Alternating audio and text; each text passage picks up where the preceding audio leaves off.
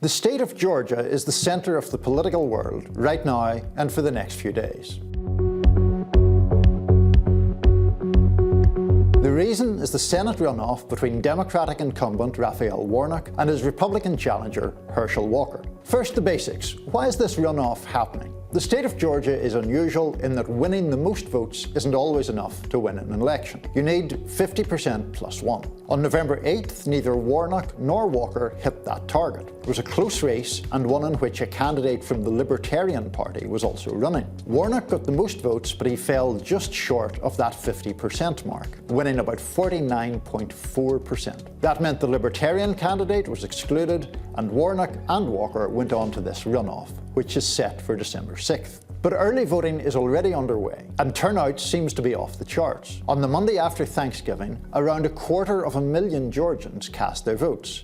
We have never seen a Sunday that big. The previous record Sunday was October 25th of 2020, kind of a big election year, and it was 37,000 voters. We saw nearly 90,000 voters yesterday, 130% more voters altogether, so that was a huge day. Some people think that's a good sign for Warnock, partly because there were long lines reported in some of the heavily Democratic counties in the Atlanta area. But still, drawing conclusions from early voting numbers is notoriously dangerous, and both major parties are waging an intense political battle. Former President Obama joined Warnock for a rally on December 1st, while Georgia's Republican Governor Brian Kemp has campaigned with Walker.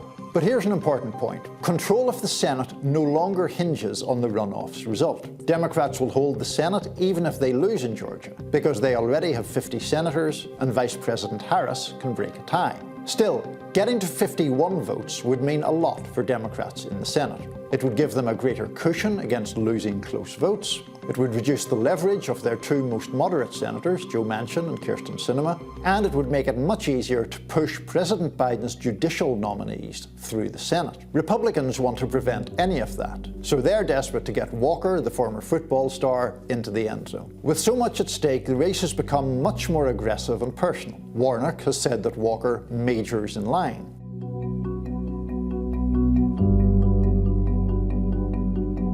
Walker has accused Warnock of being a hypocrite and compared him to Scooby-Doo. One huge question is whether moderate Republican voters will come out for Walker in the runoff. The Republican has been dogged by allegations that he pressed two women to have abortions in the past, and he has been accused of exaggerating his business success and his links to law enforcement. And those things matter. In November, Walker got around 200,000 fewer votes than Kemp, his party colleague, who won re-election as governor.